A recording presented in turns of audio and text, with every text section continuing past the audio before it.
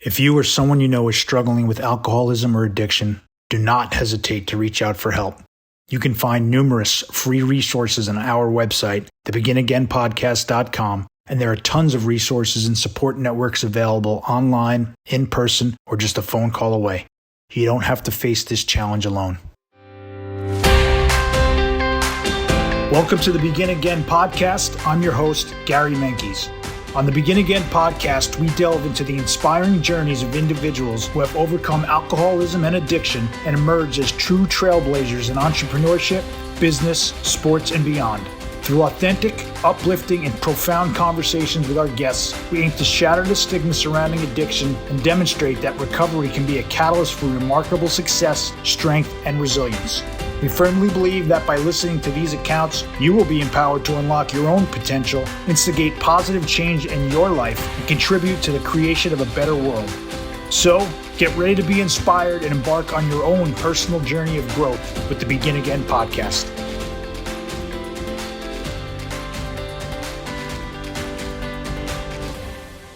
Welcome back to the Begin Again podcast. I'm your host, Gary Menkes, and today we have a true trailblazer with a captivating story to share. The founding drummer of Maroon 5, Ryan Dusick.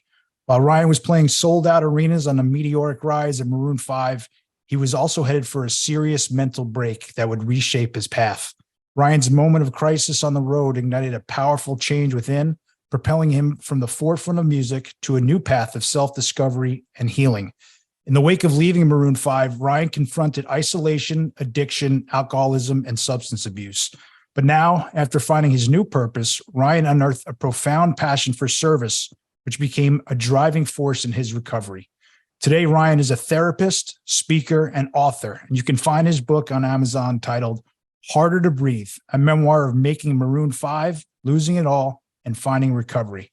Ryan, thanks so much for coming on. I said off camera right before we got on that you absolutely have the coolest backdrop that I've seen in a long time. I think it's going to be hard to top it, but I really appreciate you coming on today. Thank you, Gary. It's a pleasure to be here with you. No, pleasure's all mine. So let's jump right into it. Tell us, I believe you're from out west. What was it like growing up? Yeah, I'm from Los Angeles, California, born and bred. Lived in Southern California my whole life, with the exception of the 4 or 5 years I spent traveling around the globe with the band.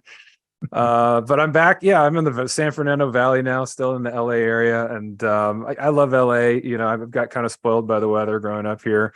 And I was a baseball kid. I was, summertime was my thing, out playing with the boys. And I thought I was going to pitch for the Dodgers someday. That was my first passion. There you go.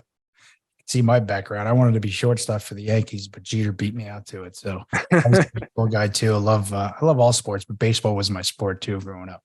Nice.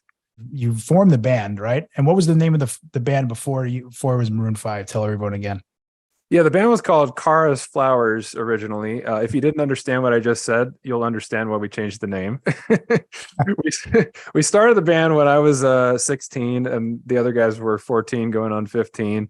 When I was about 12, 13, I started playing the drums and that sort of transitioned in those few years from my sort of athletic career into music. And by the time I was 14, 15, I was playing around town with my older brother's band, performing on the Sunset Strip, at the Whiskey A Go-Go and the Troubadour and the Roxy Theater, those kind of Hollywood nightclubs. And so by the time I was 16, I thought my music career was over because the older guys had gone off to college. I was left alone at Brentwood High School without any of the people I had been playing with, including my older brother who was off at Berkeley. But then, Adam Levine was like a family friend of mine that I'd known since we were kids. I knew he played a little rhythm guitar, but then I heard him sing for the first time. He was only about 14 years old. And I was blown away, just the natural sort of knack he had for melody and for pitch. He was very on key and had a very pure tone for a 14-year-old kid. Very unpolished. He was shy and intimidated by the spotlight at that age. But I just knew that was something I wanted to have involved in whatever I was going to do next as a musician. And so we started this band, Cars Flowers, one night in 1994 when we were just, teenage idiots. And we were called Cars Flowers for about 8 years. We had a record deal under that name that was a big deal at the time. We got signed to Warner Brothers, Reprise Records, and put out an album that was, they were promising we were going to be rock stars at that point. But it didn't happen. It was a colossal failure, really. So we had to kind of start over and regroup by the late 90s. And that's when we kind of really found our sound and rediscovered our passion and kind of came back together and changed the name to Maroon 5. Wow. Unbelievable. 16 years old, playing Whiskey A Go-Go in the Roxy in Los Angeles, places, legendary places, right? And you're 16 years old. And so you have the band Cars Flowers for about 8 years, you said, right? So as your words, a colossal failure. I think a lot of people would think they have a record deal and as teenagers, things are looking pretty good. But so in your words, these are your words, colossal failure as a young man, and you rebrand, if you will, right? And you're Maroon 5 in the late 90s. Where do you go from here? And tell us, how does Maroon 5, because Maroon 5 seems to have burst on the scene. That's funny. We won Best New Artist at the Grammy Awards in, I think, 2005. At that point, we were, 11 years into our career and 3 years into promoting that album, Songs About Jane. So, to the world, we burst onto the scene. For us, it was a long history of failure and resilience and rebuilding and rebranding, as he said. I think what it was we were lucky that we were so young when we got started and when we got our first record deal, because we learned a lot of lessons, both in terms of how to do it, in terms of recording and performing, and just, understanding the industry and all the ins and outs of that. But we also learned what not to do. We had taken certain things for granted. And the reason why it was a colossal failure the first time around is because we basically were just very naively believing that everything that people told us would come true. And that if you spent a lot of money and had big names behind what you were doing, that essentially would be your ticket to stardom. And they spent like $1 million on that album as these teenagers. And we were so spoiled, that we just thought, that would equal the kind of success that we imagined from our heroes like Pearl Jam and Weezer and the bands we were emulating at that time.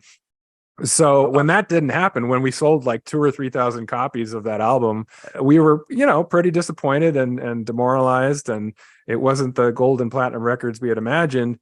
And we had to kind of start over completely because the record label eventually dropped us. We didn't have a record deal, so our management and agent, all the other people left, and we just kind of started over. And I kind of took over as the band's manager again, being the older guy. I was at UCLA at the time, and I was promoting the band around campus, passing out flyers and booking us at the Westwood Brewing Company on Thursday nights.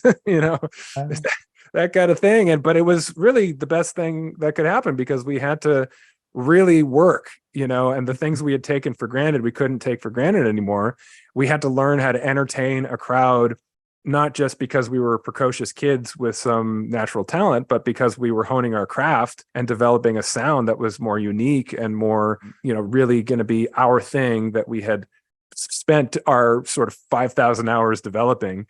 And so by the time it came, time to make that, we got interest from labels when we wrote some of those songs, but a lot of them were passing. And we finally found this independent label, which was kind of music to our ears, even though we had imagined another major label would pick us up again. It was just doing it a different way this time. It was doing it grassroots and really just on a shoestring budget.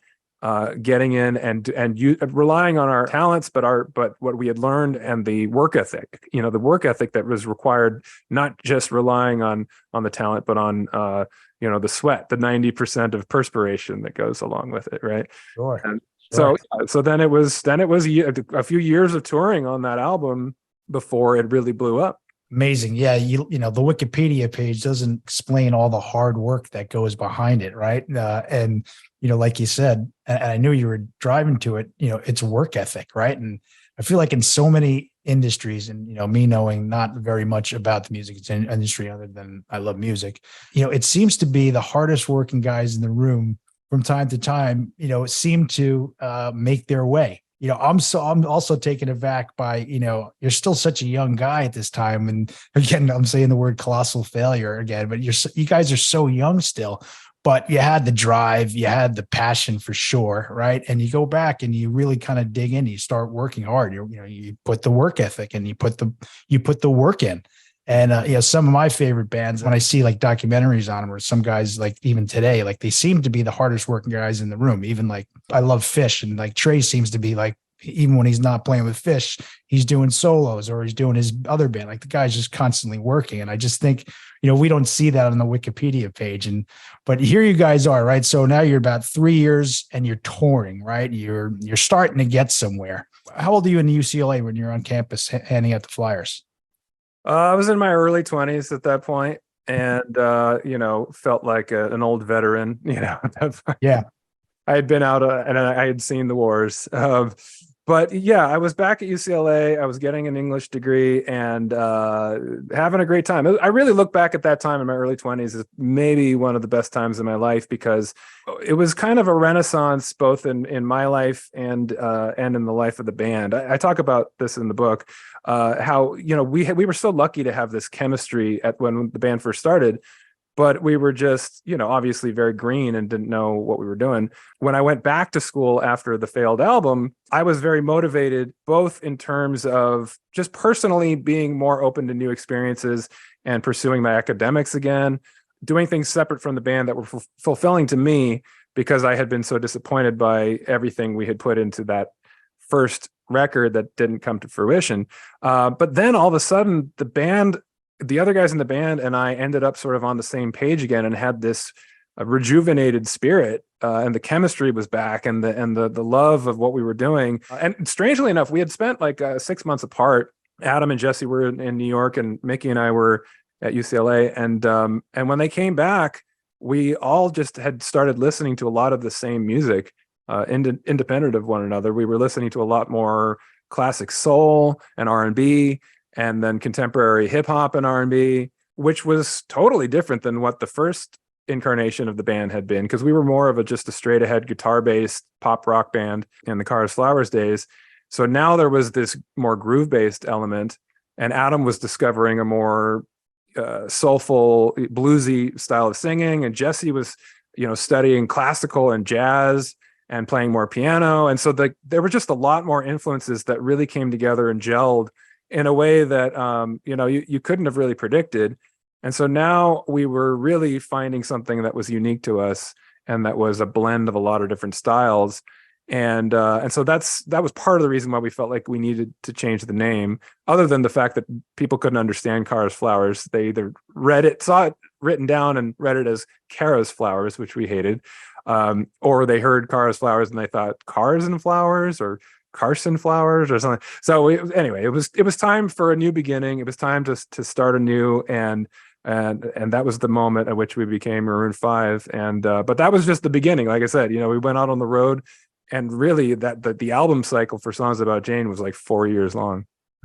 That's amazing. That's amazing too. All four of you listening, you said independently. You're not communicating, saying, "Hey, let's listen to this stuff and get inspired." You're all kind of separately listening to very similar same stuff, and you come back together and you have this kind of new inspiration. Do I have that correct?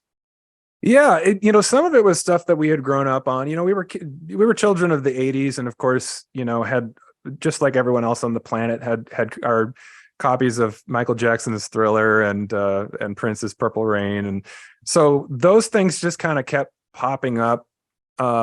But then the roots of that music were becoming bigger in our minds. We were all listening to Stevie Wonder, who we looked at as, when you look at, sort of more groove-based, jazz-based R&B and, pop music that comes from that history, we looked at Stevie Wonder as kind of like the Beatles. To us, the Beatles were the source of the pop rock kind of music that we had grown up on, and Stevie Wonder was kind of the source of the 1980s and 90s R&B style pop that we listened to. So Stevie Wonder kind of became our new emblem of what we were striving for as musicians. And then it was, other classic soul artists like Sam Cooke and Otis Redding and Marvin Gaye, and then contemporary artists, because I was a drummer and I started out playing, hard rock in the late 80s, early 90s. I was a straight ahead rock guy, but I was always interested in doing something different. I didn't want to just play the straight ahead four on the floor thing that most rock drummers do. I was more inspired by some more progressive players. Like my favorite drummer growing up was Stuart Copeland of the Police. Amazing. Because he just had such a unique flair, and he borrowed from a lot of different styles, reggae and different world music that he had brought into playing just rock, and they had a jazz influence. So it was very eclectic, the way that he played and the way that they played together. So when you take that spirit into what we were doing, I was listening to the contemporary hip hop that was being produced by guys like Timbaland and Pharrell Williams and the Neptunes, and artists like Busta Rhymes and Missy Elliott, and that stuff that was happening in the late 90s. That was, to me, the most progressive music that was on the radio. If you listen to rock music, it had gotten pretty stale at that point, but the stuff that was going on in hip hop was very unique and funky and jazzy. And so, we were all just really inspired by that, and in the same way that we had been the Beatles when we were teenagers. And so that was kind of the brew that created the new sound. Stuart Copeland, right? I mean, he's the guy. He was just always different than most other drummers. And my favorite drummer, growing up in the 80s too, was Neil Peart. And I was always fascinated by Neil.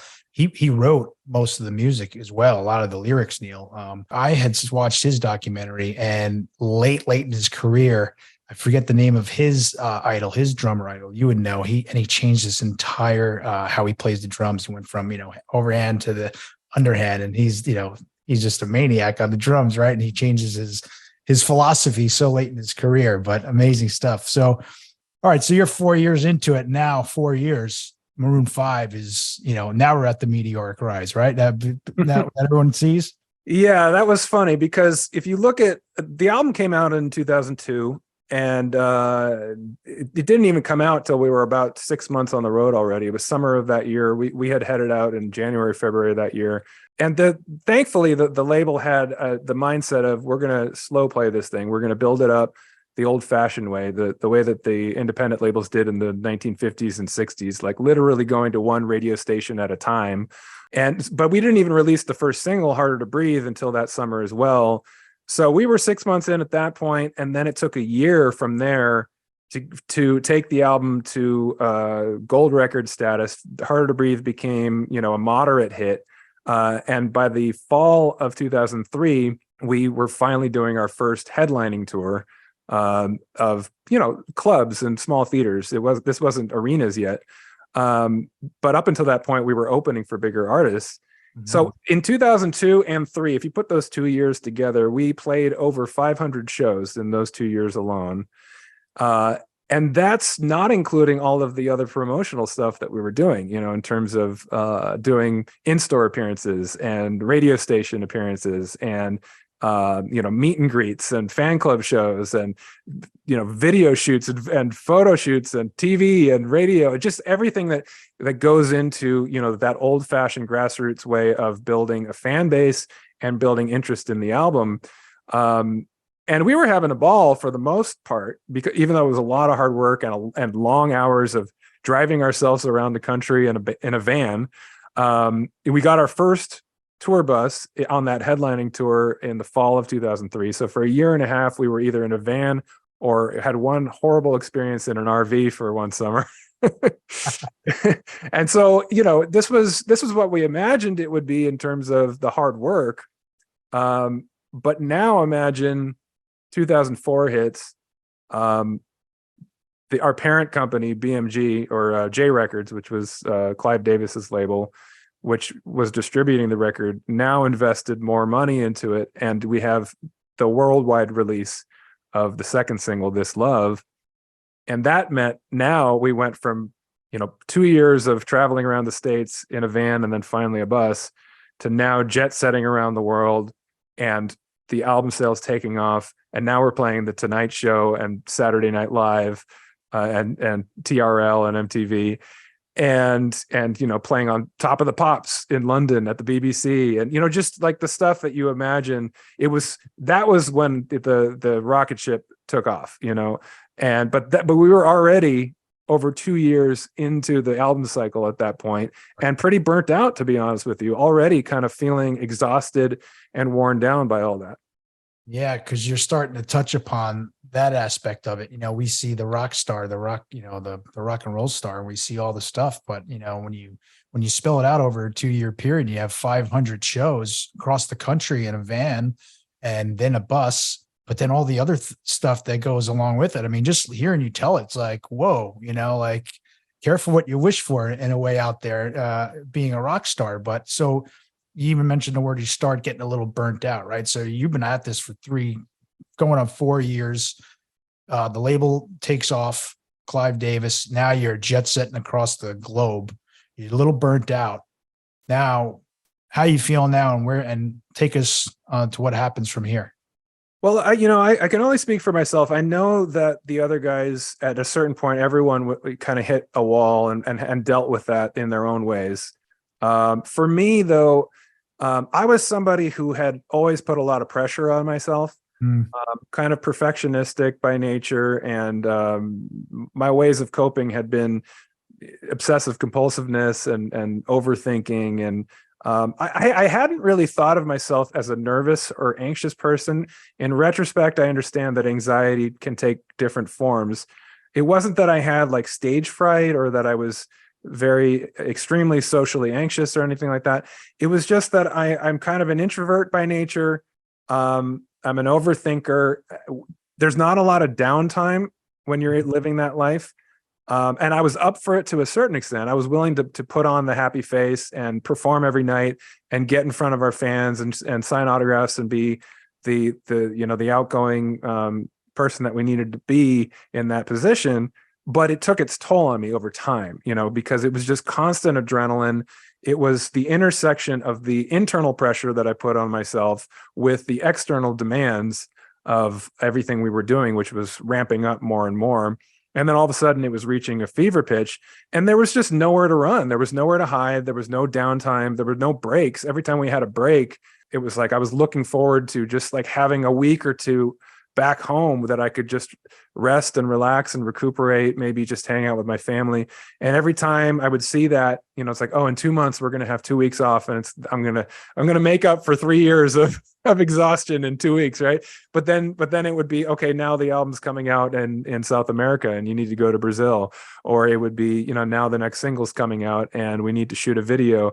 And all of a sudden, 2 weeks turned into 2 days, and you're home for 2 days. All you can do is say hi to your folks, play a show in your hometown where everyone and their mother you've ever met comes and wants to talk to you, which was beautiful, lovely in terms of the love and support that people were giving, but there was just no downtime. So all of that stuff was building up. And for me, I was also dealing with a sort of imposter syndrome, because I was a self-taught drummer. I never took a lesson. I was an athlete as a kid, and so I was pretty coordinated. And then I looked at the drums as just sort of an athletic pursuit. It was me sitting down and figuring out, in the same way that I figured out how to throw a baseball and how to throw a curveball accurately, I just figured out how to pick up the sticks and manipulate them around the drum set in a coordinated way. And that worked for me for a long time. But when you're playing night after night and your body is already tired and you don't have the proper mechanics to really do it in a way that's not going to tax you as much, there is a skill set that you need to learn in terms of sticking technique and all that. And I didn't really have that. And then also, I just felt like the people that it was one thing to be playing with other garage bands, which we had been for a long time, in that ethic of the first part of our career, this power pop band that we were now playing with pop bands that had very skilled, very trained musicians in the band, people who had gone to Juilliard, people who were very sought after professional musicians. And so I just kind of felt like, what am I doing here? Like, I'm going to be discovered sooner or later as being a hack. And so I had that gnawing at my mind, and then I'd have a bad night and I would ruminate on it, and I would carry it with me into the next night, and I would obsess about a part that I messed up or something. And then it would become this sort of self-fulfilling prophecy where I developed sort of a mental block about my playing. And I was just getting more constricted and trying harder, bearing down more, trying to play. and it was taking its toll on my body. I started having joint pain, and then it became nerve problems. I was having problems coordinating things that had been easy for me at one point, and now they were difficult. I didn't understand any of it at the time. I understand it better now, looking in retrospect. But at the time, because I didn't really have any understanding, I just felt internally like there was something defective in me. There was something wrong with me, and that I was bound to fail, that I was going to be a failure, and that this was all going to just end terribly for me. And so, you just keep stewing on that, and you keep ruminating, and it's a downward spiral. It was a kind of a perfect storm of all of these pressures that were building up externally with all of this stuff that was going on inside of me. And then you add the physical issues to it. It was just a matter of time before things went from really, really like painful and unfortunate to really toxic and devastating.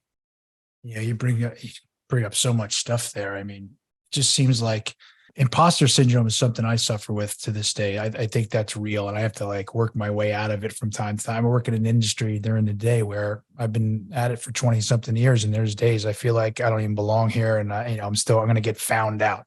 They're going to find me out. I'm not good enough. I'm not smart enough, and yada yada yada. But as you're describing what you're going through, it just seems like it sounds like a pressure cooker, an engine, just, at full throttle, pedal to the metal, and it's about to seize. And what you're describing from what I'm picking up is this enormous fear that also is building up inside of you, right? Like I say it's a lot. I could put fear on like so many things. And before I was, when I was active and out there, like, I didn't think I was afraid of anything. It wasn't until in recovery that I realized that I was afraid of everything, and that I was just numbing it all and putting on this sort of act and bravado after, I would, dabble in alcohol and drugs, and mainly alcohol for me. Alcohol was the starter, and then everything else came after alcohol for me. But, I could just feel this fear, and I'm sitting here, I'm talking to this amazing person, Rockstar, but you're a human being, and I'm feeling this like compassion for you right now, man. So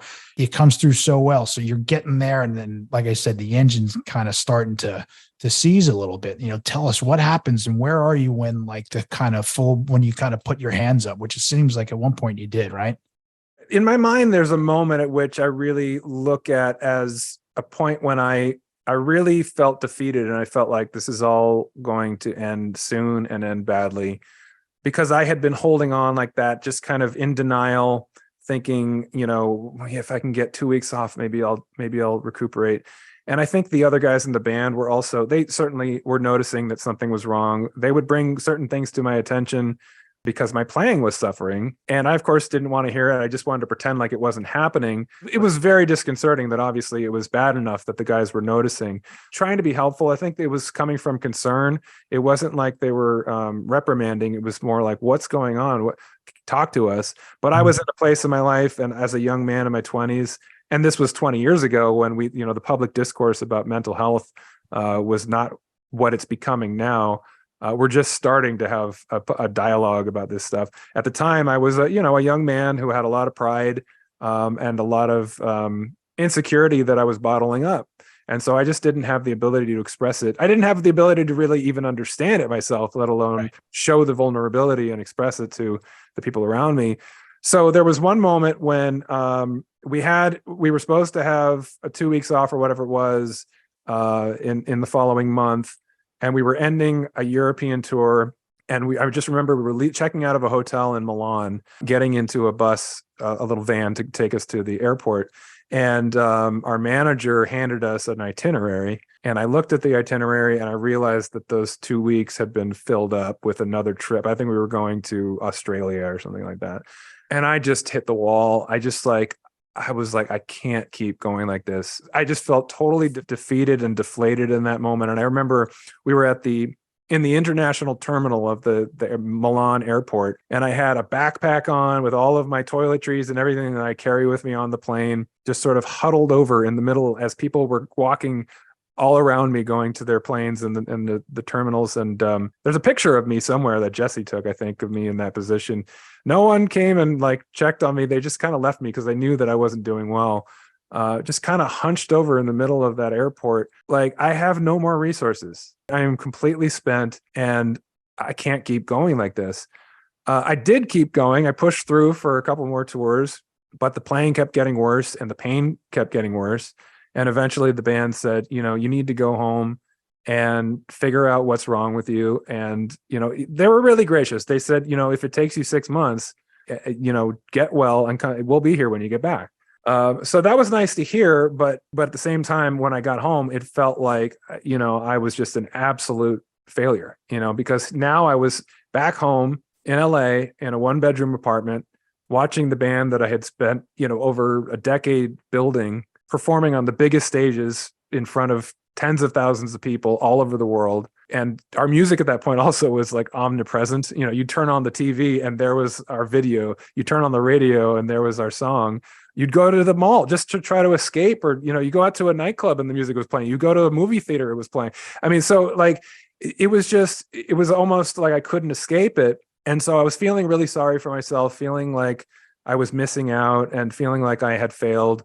I was going to every kind of doctor you can imagine, to try to get a proper diagnosis, but nobody seemed to really see the whole picture.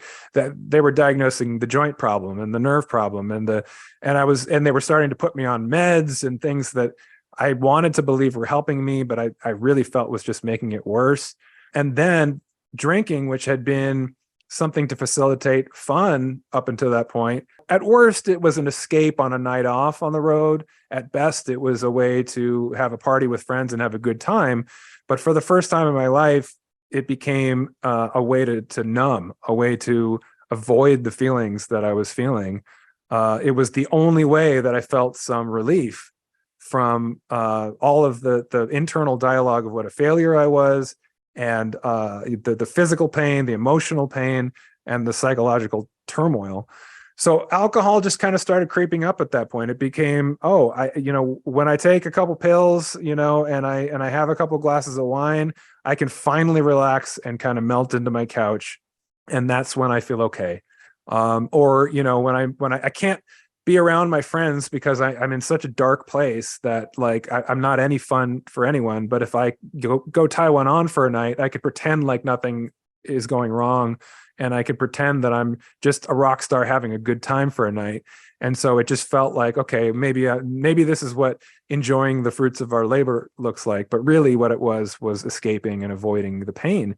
So that kind of crept up on me and became more of an issue at that point. And I was going back and forth for about a year and a half, trying to come back. But I was on all these meds and it was making everything worse. My nerve problems got worse and I really just couldn't coordinate playing the drums at all. And so it came time to go back in the studio and make another album. And it was, just a reality at that point that I wasn't going to be able to hack it. And so we had this unfortunate band meeting at the time, in which the band said, we need to move forward. It's time to make another album. And we're just really worried that even if you can do it, like the same problem's going to happen on the next tour. And we're going to have a big world tour booked and we're not going to know what to do. We're going to have to cancel a world tour and find another drummer. And so it was time to part ways. It was time to move on with our lives. And that moment, I really I didn't know who I was anymore, because that had been my identity for over a decade. From age 16 to age 28. Yeah. I've just imagined as a 16-year-old, you don't know who you are. You're just trying to figure out who you're going to be as an adult. And then you create this thing, which is all consuming. It's a passion. It's a purpose. It's fulfilling in a deeply spiritual way. And then all of a sudden you get to this level of success and all of your dreams come true and you have to walk away from it just as you're reaching the peak of it. It was devastating. And I didn't have a sense of who I was without all of that. I didn't know what I could possibly do in my life that could compare to that. And so I just felt this really deep existential void. And the only way I knew how to fill it was to drink more. And so that's when the drinking really ramped up, because now I didn't have any responsibilities on top of everything else. I didn't have anything to show up for. Good grace, the fortune of having success was both an incredible blessing and a curse in some ways, because now I could justify my behavior of irresponsibility because I had some money in the bank and I had a house in the hills and a Mercedes. And so there was no boss to tell me, hey, you're fucking up. you're coming in here hungover, and or just I was able to kind of like sober myself up for family events, and on the surface make it look like I was doing okay. But really, that was all just my denial and rationalization, and I was being enabled in that I had that buffer, of being successful, and I just justified it in my mind as, well, anyone would live this way if they were in my position, both not having the responsibilities, having the freedom to be sort of an idiot rock star, but also if people understood how much pain I was in, they wouldn't begrudge me torturing myself in this way, or just trying to have a good time by going out and drinking a bit. So it was just, the classic shit you hear about at every AA meeting, in terms of just the cycles and the things you go through, of the romance of the early time of drinking, to having some really negative effects of it, but still doing it and rationalizing it and justifying it in your mind, until you finally have no more illusions, because all of your rationalizations have just been one by one knocked away, and all you're left with is being totally demoralized and feeling like you're totally disconnected from anything meaningful in your life and spiritually broken. It took me like a decade to get to that point, really. And I look at it as both the cycle of addiction that happens over a long period of time. Alcohol has kind of a long half-life in terms of the addiction cycle. Some drugs you burn out pretty quick. With alcohol, it can happen that way. I hear that story a lot too. But, for some people, it takes decades before they hit that bottom eventually, that we all do. And it took me about a decade, but it kind of coincided with the cycle of grief.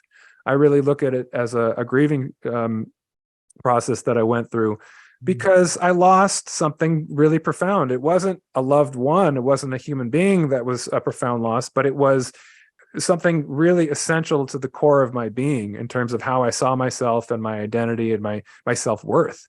My confidence had been completely knocked down. And so I went through all the stages of grief in mourning that loss. I was angry at the universe, at myself, at my bandmates. I was in denial. I was denying it didn't happen, or I was bargaining, and I was depressed. It was all the stages of grief.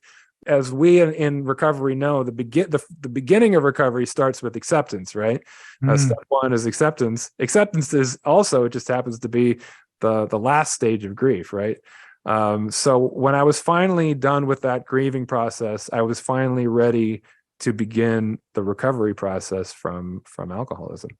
That's really amazing. You so much of your story, as you're describing, and I see it so much in our community, in the recovery communities, we beat ourselves up, and it feels like you were a professional at beating yourself up even early on. You mentioned the imposter syndrome, but so many times we're the last people to see it, and we see ourselves in such a different light. That, not to repeat myself, that imposter syndrome is real, right? And it could go really deep, and you can go down the rabbit hole, speaking for myself. But, and you mentioned your identity. I'm embarrassed to say my identity was like a partier. It's embarrassing to say that's who I was. And I thought when I stopped, like, who am I going to be? All my buddies are probably going to be gone. I'm not going to be able to further my career, yada, yada, yada. Little did I know that all of it was a complete lie. Lo and behold, I actually started, furthering my career when I stopped drinking. Go figure. But your identity too, you're in public too. So it's, not to compare, but I got to feel like that's a little more difficult, and plus you put your finger on it so well. And I wasn't expecting that, but how it really is loss. It's a deep, deep loss. I mean, you put your whole life into this, right? And you get there.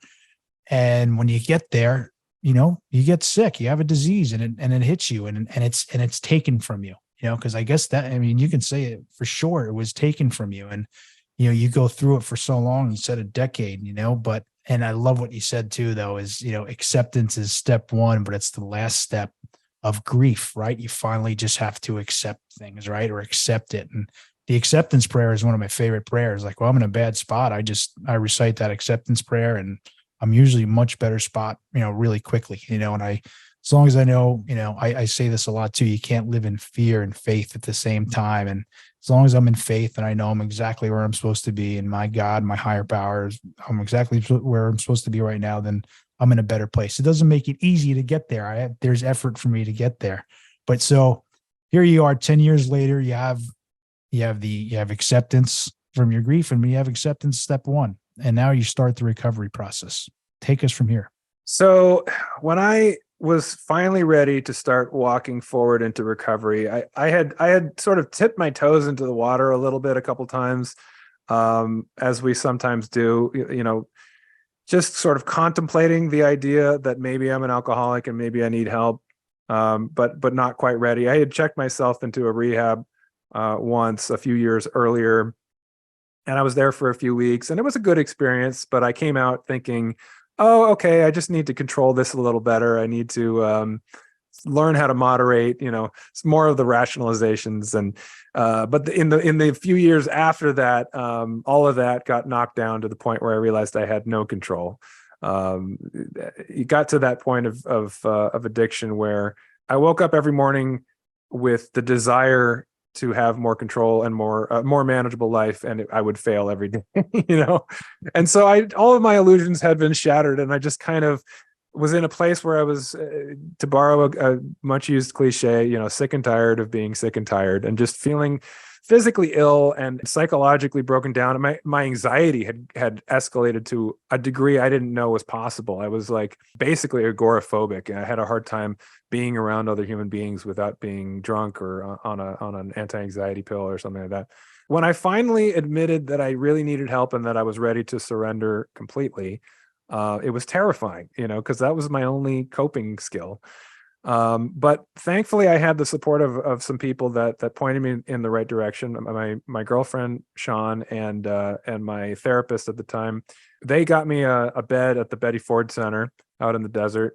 I drank for a couple more days before the bed was ready, and I showed up with like almost a 0.4 blood alcohol content.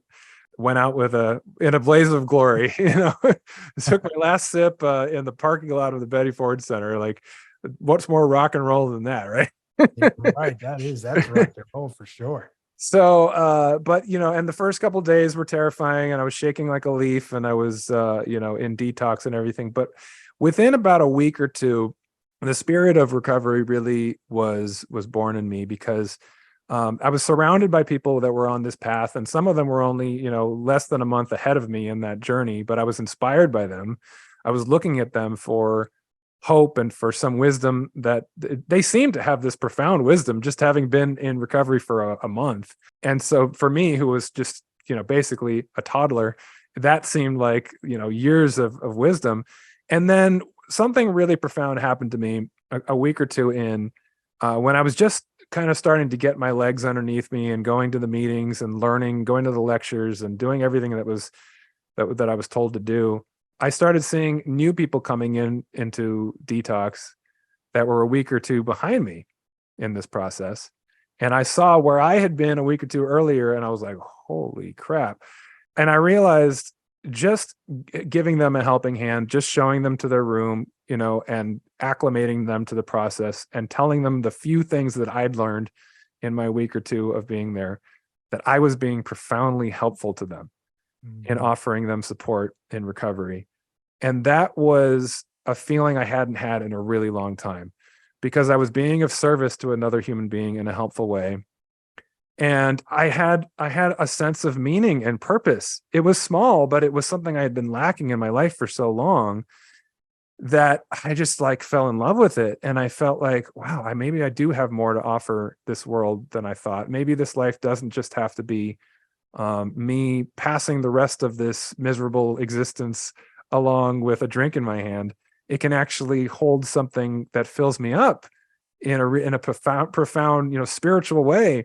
Not that I had enough self-awareness at that point to recognize that was what was happening, but I had enough to recognize that something felt good about what I was doing, and that I wanted to follow that feeling further.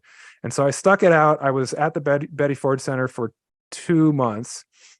And during that time, I would say I went from a toddler to like a grad school student, really like understanding the ins and outs. I mean, the second month I was in this like outpatient program, and my group were people who had been there for months and were like, delving deeply into their childhood trauma and the reasons why they drank. And and this was just like so enlightening to me, and gave me a new passion for mental health and psychology that I didn't know I had.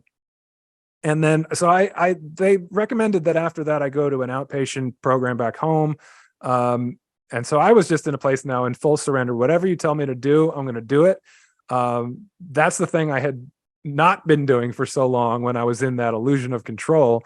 So if that didn't work, then I needed to do the opposite and just do what I was told, show up and follow that feeling of purpose and the fulfilling feeling that service was giving me. So I was both going to this outpatient program and showing up to the peer support groups and stuff and telling my story and just trying to be of support to others in the process. I was only like 6 months into recovery, finishing that outpatient program, when some of the counselors there asked me if I wanted to volunteer and stay on and continue to run groups, be a peer support and a co-leader of groups. And I jumped at the chance because it's such a good feeling to give back. It was the thing in recovery that was most impactful in terms of staying sober, but it was also this newfound purpose. So I volunteered at this recovery center for 2 years. And during that time, I was gaining more and more self-esteem again. I was feeling confident and feeling that I had something to offer.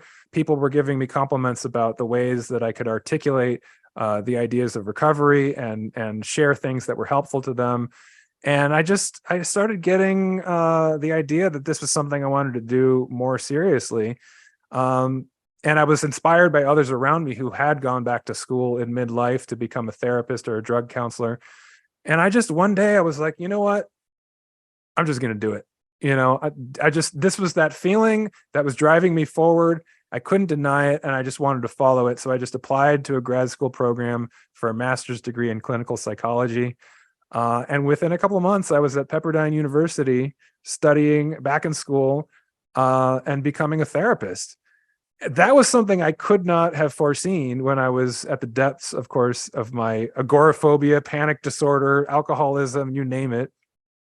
Now I was actually doing all this self-reflection and learning about how to help other people.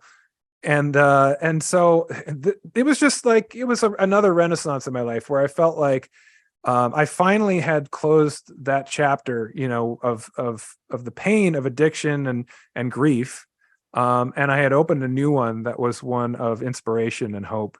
And so in the midst of all that, I also realized I had a story to tell, that this story that had been so tragic now had a happy ending. And so it could be helpful to someone that sees themselves in the struggles that I was going through. It could offer them some hope as well. So I started writing a book. Just as I'm graduating, I got a publisher. Just as I'm becoming a therapist and taking on clients, I'm also becoming an author. I'm getting out into the world and starting to speak in promoting the book, Harder to Breathe. And all these new horizons have been opened up just in following that feeling of purpose, the feeling of connection that I felt early on in recovery, being of service, offering myself in a helpful way, getting out of self-obsession. That's all I'm really doing every day, is trying to get out of self and do something that might help someone else. And the irony of that, of course, is that in doing that, it fills me up, and I do have more confidence and I do have more self-esteem. And so when I talk about these things now, it has that dual purpose of feeling like I'm doing something helpful and altruistic, but also, getting an ego boost at the same time. So it's kind of like, it's a nice, healthy addiction, to kind of seek that natural high you get from doing something that is esteemable, but that is also, just helpful for me. I love that. That is, I can relate in so much too. Just to back up a little bit is, I went to a rehab in 2002 and my sobriety day is 2006. So I had 4 years of in and out. I call them false starts. Someone had said that to me, false starts. So I kind of grabbed onto that. Yeah, I had a bunch of false starts, but when you find the service, right. And I think it's amazing. You're only a few weeks in and you see, a couple of newcomers walking in 2 weeks where you were 2 weeks ago. And just that little bit you get that, wow, I just helped that guy, like that. And that felt good. Right. And I say it all the time. It's the little stuff, and I even back to I'll have imposter syndrome in recovery. Like I have this thing like, I don't help enough people. I really want to help more people. And I think this is what the podcast actually is. And maybe I can really help more people at a different scale and totally different, was not on my radar. Look at my sponsee roster, if you will. Like, it's not enough. I want to help more people. I always feel like I'm not doing enough. And again, I think it's part of my psyche where I'm just not enough. I am not enough. And I think, AA has been my therapy, but therapy has come up a lot in the past, I don't know, I feel like 3 or 4 months. And you mentioned, childhood trauma and looking into why we acted the way we did, or way that I did. And why did I act out that way? When I say act out, I mean, partaking in drugs and alcohol. And, you mentioned too, I was an alcoholic from the get-go. I found cocaine later, and cocaine allowed me to drink more. And that's why I liked cocaine. So I think hopefully that sped up my kind of process. I was 26 when I went to rehab the first time, which, you think your life is over, and that's a real young man to be, going to rehab at that age. Now I see a 26-year-old coming in now. I'm like, oh, you're so ahead of the game, man. Good for you. But you find that service, and I was on a show recently. We were just talking about service, and you were a lot more self-aware than I was. I was not self-aware. They said, go make coffee. And I didn't want to make coffee. And, lo and behold, I had to go to that meeting because I had to make coffee. But guess what? I'm getting a meeting in. And it took me a little while to realize what they were doing to me. And another trick was, put your shoes underneath your bed so you start your day on your knees in prayer. And I've been doing that for 17 plus years ago. I wasn't on my knees praying, in gratitude like I am today. And that's how I start my day every day, on my knees in prayer, talking to my higher power, just thanking him for today, thanking him for my family.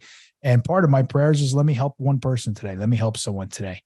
But I'm blown away that you have that, you get that moment, that little kind of, you called it a healthy addiction. I love that. Yeah, I think that is a healthy addiction.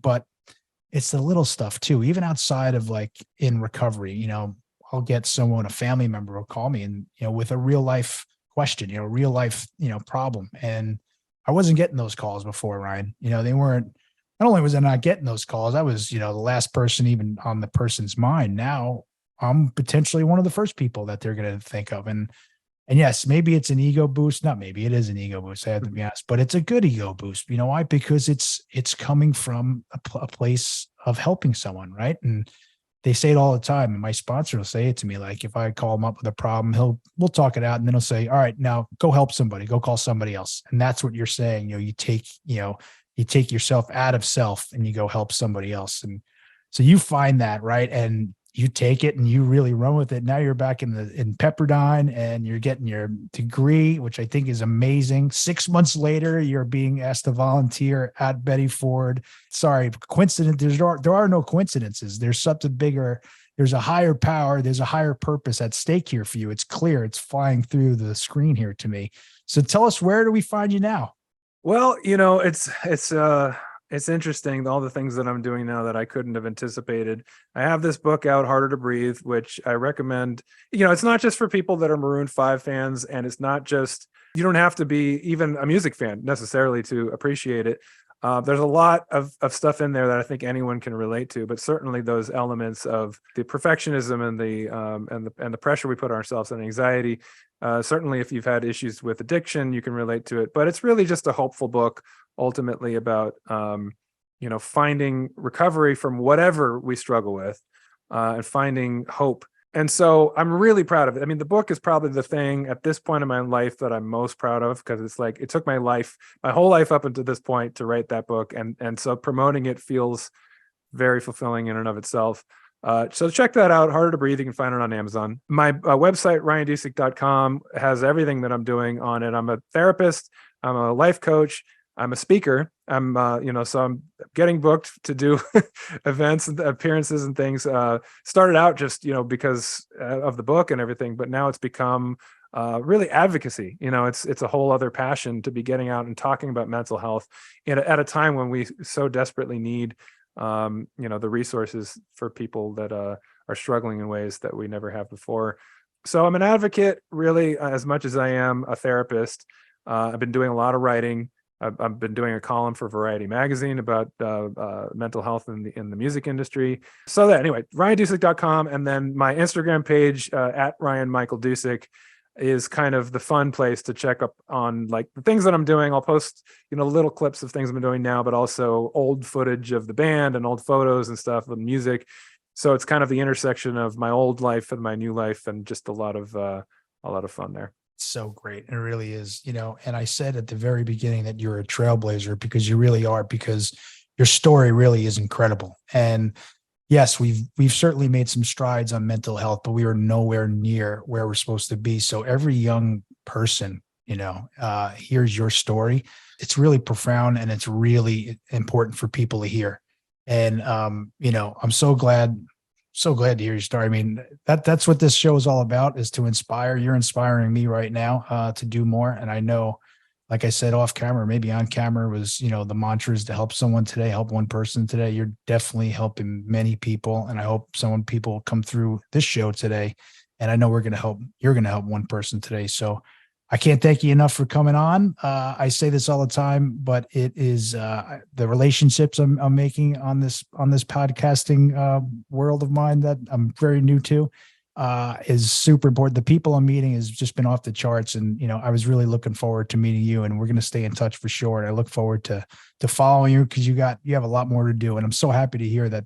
That's the most proudest part. And I've said this before too, like every bad thing I've done to myself or has happened to me, I've had this epiphany recently to kind of flip it on its head. Like, I was an alcoholic from the get-go. Now I have, a podcast to hopefully inspire people that they don't have to drink and they don't have to live that way anymore. And a few other things, everything that is bad or negative, flip it on its head in a way to help some other people. So I can't thank you enough for coming on. I appreciate your time.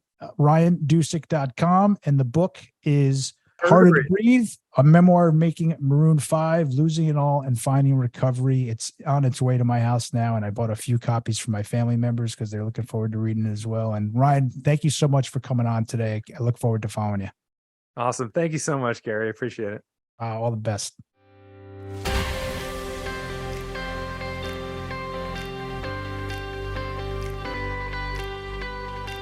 Thank you for tuning in to another powerful episode of the Begin Again podcast. We sincerely appreciate your time and support. We hope that today's conversation has ignited a spark within you, affirming that recovery is not only attainable, but can also be a wellspring of strength and resilience. Our ultimate goal is to make a difference in someone's life every single day. By sharing these stories of redemption, we strive to empower you and inspire you to unlock your fullest potential, facilitate positive transformations, and contribute to creating a better future for yourself, for your loved ones, and the world at large. If you know someone who could benefit from listening to our show, please share it with them. And if you resonate with our mission and feel compelled to do so, we would greatly appreciate your support through a 5-star review, following us on Instagram, and subscribing to our YouTube channel, The Begin Again Podcast. The more positive reviews we receive and the wider our message spreads, the greater our collective ability to help others realize that change is possible in their own lives. Thank you once again for being part of our community. May you be blessed on your own journey of personal growth and transformation.